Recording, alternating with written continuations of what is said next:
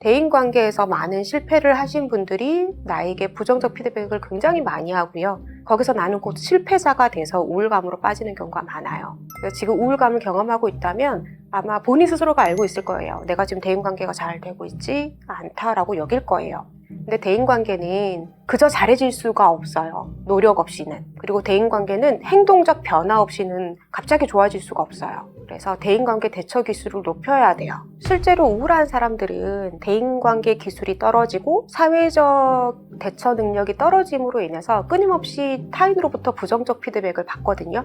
그리고 부정적 인상을 줘요. 기술이 떨어지다 보니까. 그래서 대인관계가 좋아지지 않으면 실제로 우울감이 나아지기가 조금 어려운 부분이 사실이 있어요. 그렇기 때문에 사회적 기술과 대인관계 기술이 굉장히 필요하고 그거를 만드셔야 되는데 그걸 이야기하려면 굉장히 방대한 시간이 필요하기 때문에 지금 당장 고칠 수 있는 대처 방법을 몇 가지 말씀을 드릴게요. 대인관계에서 많이 듣는 부정적 피드백이 뭐냐면 우울감을 갖고 있는 사람들은 첫 번째가 끊임없이 자기에 대해서 부정적인 노출을 한다라는 거예요. 이게 무슨 말이냐면 대화를 하면 부정적인 얘기만 해요. 이런 거죠.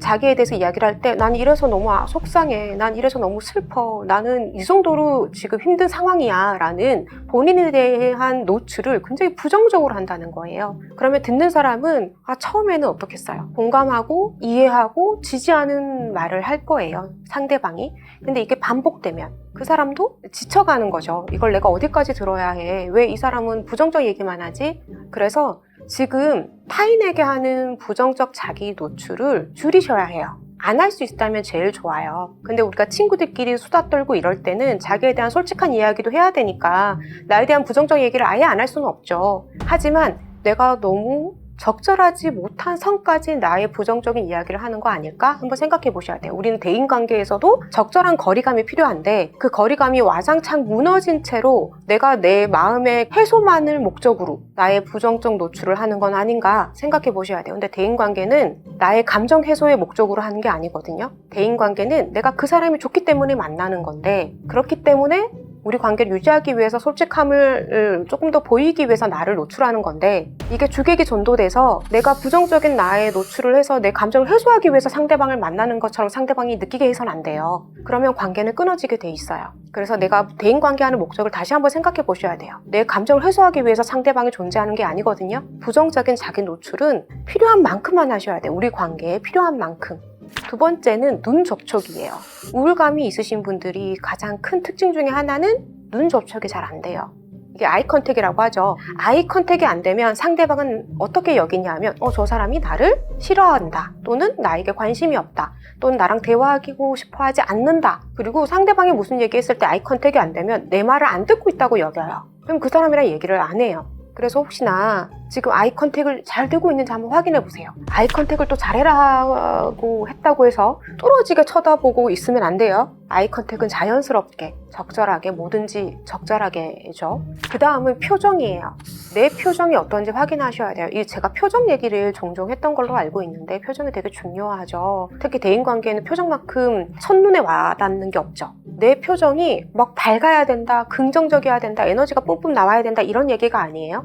부정적인 표정은 좀 금하자, 좀 바꾸자는 거예요. 표정 자체가 너무 무서워. 아니면 화가 나 있어요. 표정 자체가 너무 슬퍼요. 그런 표정들은 한두 번은 관심을 살 수 있어요. 너 뭐 슬픈 일 있니? 아니면 너 좀 화가 난 일 있어? 근데 이게 반복되면 쟤는 늘 저런 표정을 지으니까 좀 냅도가 돼요.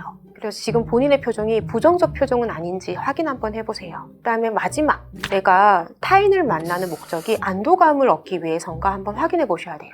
우울감이 깊으신 분들은 대다수 내 삶이 제대로 흘러가고 있나? 내가 잘 살고 있나? 내가 뭘 고쳐야 되지? 이런 거에 대한 끊임없는 고찰을 하고 있는 중이실 거예요. 근데 그거를 자꾸 타인에게 얻으려고 해요. 그러면 대인관계를 할 때 자꾸 물어요, 그 사람한테. 나 잘하고 있니? 나 좀 그런 거 같지 않아? 너 나 만나는 거 좀 피곤해?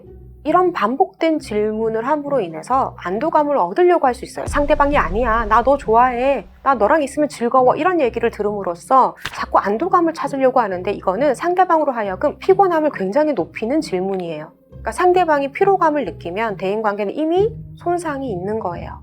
그래서 내가 안도감을 자꾸 얻으려는 시도를 하는 건 아닌지 확인하셔야 돼요. 그리고 그거를 멈추셔야 됩니다. 사회적 기술과 대인관계 대처 방법을 우리가 오늘 다 배울 수는 없어도 4가지만 기억해 주세요. 첫 번째가 부정적 자기 노출을 너무 많이 하는 건 아닌가. 두 번째, 내가 눈 접촉, 아이 컨택을 잘 못하는 거 아닌가. 세 번째, 부정적 표정을 내가 계속 짓고 있는 건 아닌가. 네 번째, 자꾸 끊임없이 상대방한테 안도감을 얻으려는 건 아닌가. 요것만 수정하셔도 대인관계가 조금 수월하게 풀리는 걸 느끼실 수 있을 거예요.